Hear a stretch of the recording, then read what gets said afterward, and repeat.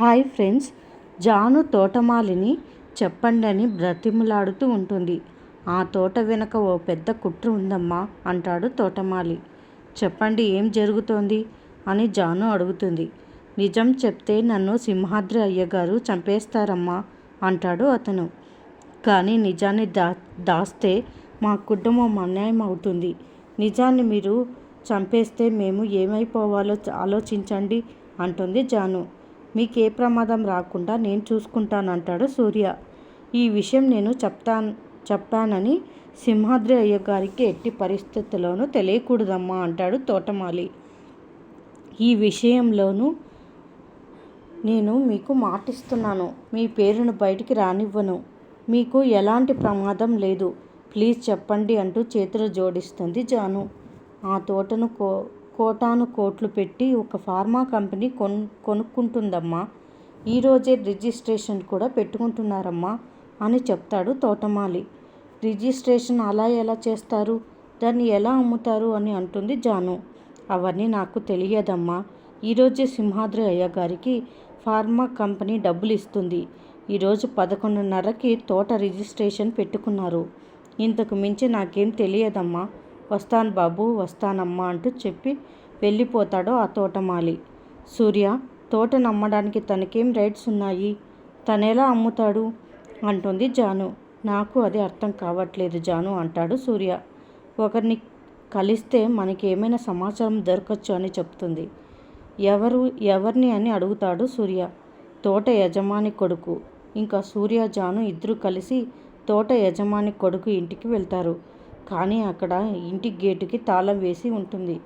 ఇప్పుడు ఎలా అని ఇద్దరు అనుకుంటారు. పక్కింటి అతను అటువైపుగా వెళ్తూ, ఇతను ఈ మధ్య ఇక్కడ ఉండటం లేదు, బహుశా వాళ్ళ అన్న వాళ్ళ ఇంటికి వెళ్ళారేమో అని అతని పేరు చెప్తాడు. అలాగే పక్కన ఉన్న ఊర్లో ఉంటారని చెప్తాడు. ఇంకా వెంటనే జాను సూర్య వెళ్దామని వెళ్తారు. తర్వాత తోట అమ్మడానికి అన్నీ సిద్ధం చేస్తూ ఉంటాడు సింహాద్రి. తోటని కొనే కంపెనీ వాళ్ళు కూడా వచ్చి ఉంటారు. డాక్యుమెంట్స్ రెడీగా ఉన్నాయా అని అడుగుతారు. రెడీగా ఉన్నాయి సార్ అని చెప్తాడు సింహాద్రి. 5 కోట్లు అడ్వాన్స్ ఇచ్చాం, 55 కోట్లు క్యాష్ తెచ్చాము అని చెప్తారు కంపెనీ వాళ్ళు. ఈ డాక్యుమెంట్స్ మీద సంతకాలు అవ్వగానే రిజిస్ట్రేషన్ ఆఫీస్కి వెళ్దాం, ఇదిగోండి డాక్యుమెంట్స్ అని సింహాద్రి వాళ్ళకి డాక్యుమెంట్ ఇస్తాడు. వాళ్ళంతా డాక్యుమెంట్స్ క్లియర్గా చూసుకున్నాక సంతకం పెడుతూ ఉంటారు. అప్పుడే అక్కడికి నందు ఆపండి అంటూ క్లాప్స్ కొట్టుకుంటూ వస్తుంది. షబాష్ సింహాద్రి అంటుంది. నందు, నన్ను ఏంటి పేరు పెట్టి పిలుస్తున్నావు అంటాడు సింహాద్రి. మోసగాడంటే ఓకేనా అంటుంది నందు. ఏయ్, మర్యాదగా మాట్లాడు, నీకేనా మొన్న మా అన్నయ్య పెళ్లి చేసింది అని అంటుంది సింహాద్రి చెల్లెలు. అవునమ్మా, చూసావుగా, దగ్గరుండి పెళ్లి చేశాను, ఇప్పుడు ఇలా మాట్లాడుతోంది అని చెప్తాడు సూర్య వాళ్ళమ్మకి. ఎవరండి మీరు, అసలు ఇక్కడ ఏం జరుగుతోంది అని అడుగుతాడు నందు వాళ్ళ బావ. ఈ తోటని మా ఫార్మా కంపెనీకి సింహాద్రి గారు దగ్గర నుంచి కొనడానికి వచ్చాం అని చెప్తారు వాళ్ళు.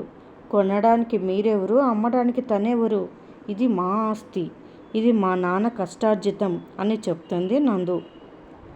సింహాద్రి గారు, ఎనీ ప్రాబ్లం అని అడుగుతారు కంపెనీ వాళ్ళు. ప్రాబ్లం అని అడుగుతారేంటండి, ఫేక్ డాక్యుమెంట్స్ చూపించి మీకు తోటని అమ్ముతున్నాడని చెప్తుంది నందు. అయ్యో, వీళ్ళ మాటలు నమ్మకండి, వీళ్ళ నాన్న చనిపోయేసరికి అందరికీ మతిపోయింది అని సింహాద్రి చెప్తూ ఉంటే రే అంటూ కాలర్ పట్టుకుంటుంది నందు వాళ్ళమ్మ. అయ్యో లేదమ్మా, మీ ఆయనకి పూర్తిగా డబ్బులు ఇవ్వలేదు